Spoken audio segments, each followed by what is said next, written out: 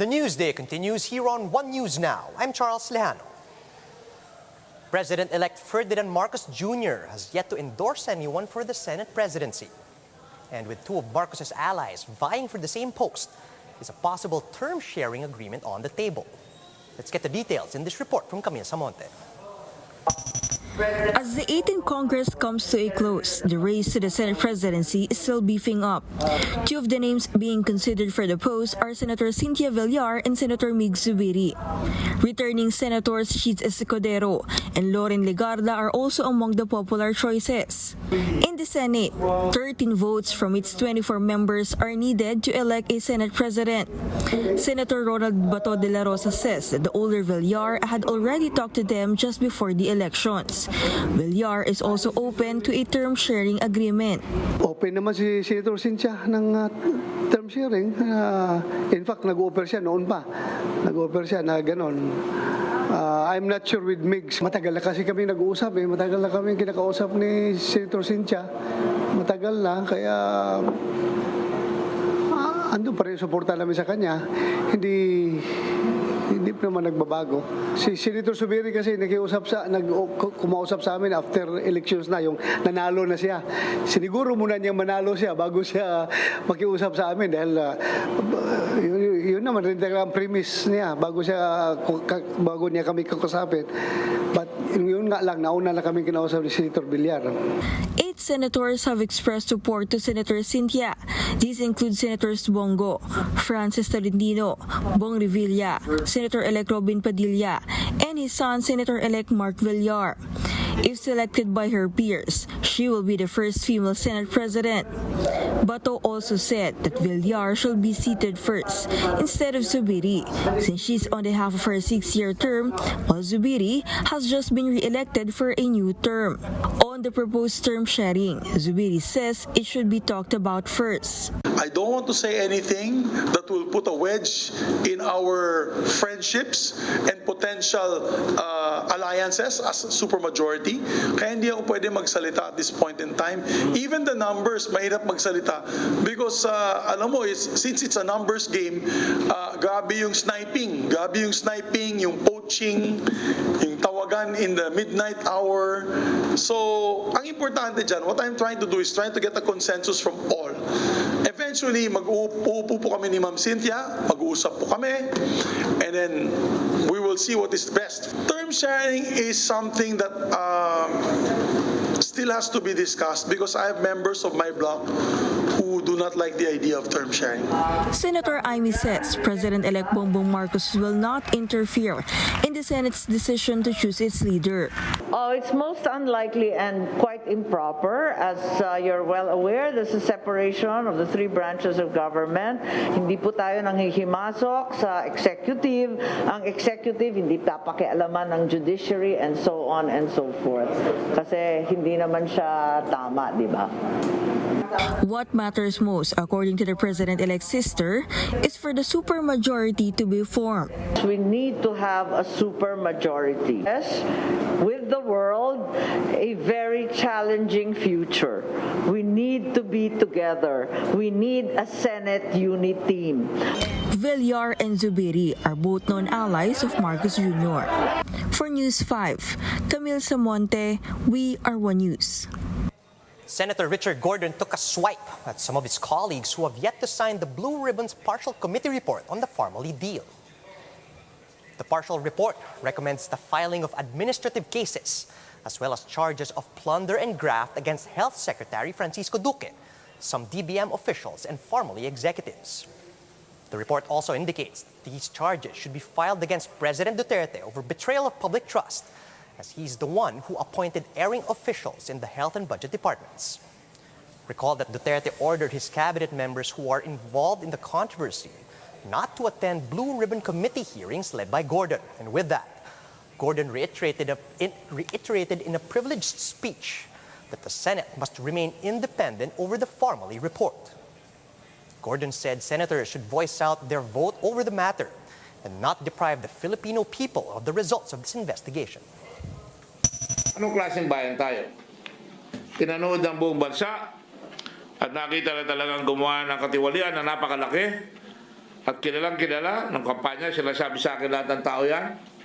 Pero ngayon, hindi natin pipirmahan bilang senador. It bears emphasis that the executive prevented his cabinet and all executive department officials and employees from attending only our particular Blue Ribbon Committee hearings on farm relief and the accounting of pandemic funds. Moreover, the executive sought to entirely discredit the investigation and investigators. It was as if the hearings, as if the executive desperately sought to prevent one thing from coming out. And what is that? The truth. Among those who have yet to sign the partial report on Farmally is Senator Amy Marcos. As Senator Marcos says, the report bears inclusions that lack evidence. However, Marcos did not specify which parts of the report. If Senator Gordon gets enough votes, the partial report will be brought to the plenary and will be debated upon before being adopted as an official Senate report. I participated, but I'm not signing the committee report. I think many of the senators are in the same position. We wanted an investigation, but I think there were so many inclusions that we do not think were merited given the evidence available. We'll be back with more stories after a quick break. Keep it here on One News.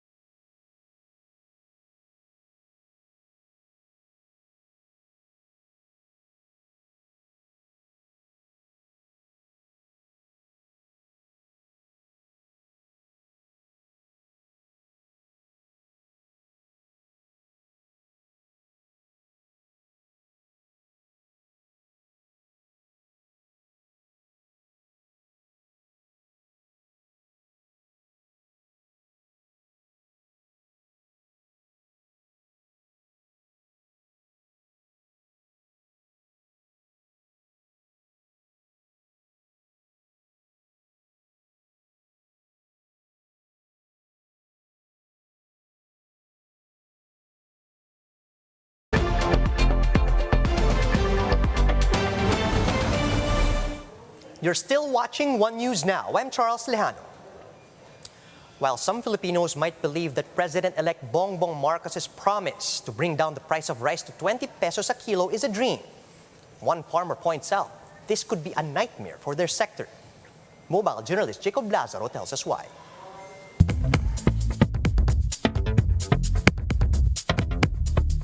Renan Bautista owns an 11-hectare farm in Nueva Ecija. Barely able to make a living as a rice farmer because of the cost of production, Renan minces no words about the promises of incoming President Bongbong Marcos to cut rice prices by 20 pesos a kilo. Napaka-unrealistic niya. Paano mangyayari yun? So sabi ko, dapat lahat bumaba. So paano bababa? If our economy is really down there, diba? To make that possible, Renan says, the cost of farms' inputs needs to be cut by up to a fourth of their current prices. To farm each hectare, Renan lists down the costs for farmers: 1,200 for seeds, 3,000 for gas, 2,900 for fertilizers, and 700 for pesticides. More or less, lahat ng gagastusin mo sa isang ektarya is nasa 35,000 to 40,000. Dapat babaan lahat nila from the crudo, from the pataba. Yung tipong crudo mo is nasa 10 pesos per liter na lang. Pataba mo nasa 500 pesos per bag.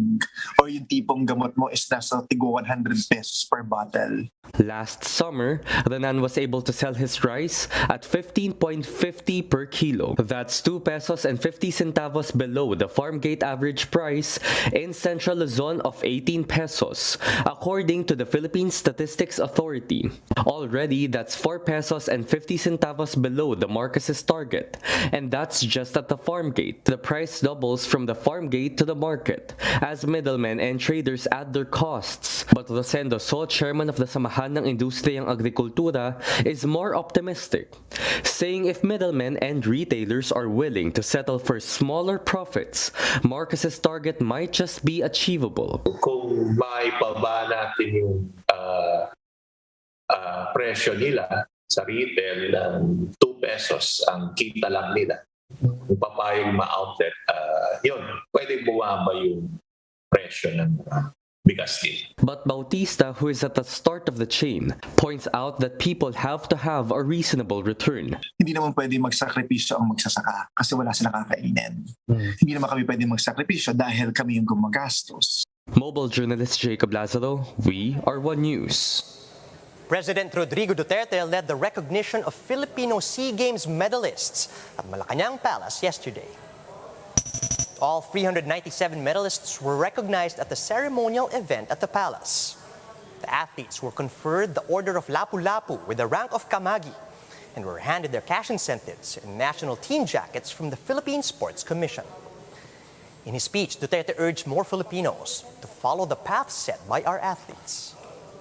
I deeply thank you for representing the country with resiliency, excellence, and sportsmanship, and for bringing pride and honor to the Filipino people amidst the challenges you had to face in these uncertain times. I thus encourage the Filipino youth to engage in sports and other productive activities that will teach them the distinct values of the Filipino, and at the same time will uphold the country's distinction as among the most competitive athletes in the global community. Time now for a quick look at some of today's headlines. The Foreign Affairs Department summons a senior official from the Chinese embassy after harassment done by the Chinese Coast Guard against Filipinos in the West Philippine Sea. Incoming Social Welfare Secretary Erwin Tulfo is planning to digitize the government's Ayuda or cash aid program. And several teams delivered straight-set wins in yesterday's action in UAAP Season 84 Women's Volleyball. And those are the top stories at this hour. Join us again later at 11 a.m. as we continue to monitor the day's biggest stories. You can also catch One News on Signal Play. Register for a free account at www.signalplay.com and stream One News live anytime, anywhere. I'm Charles Lejano. Mask on, wash hands, and stay safe, Philippines. We are One News.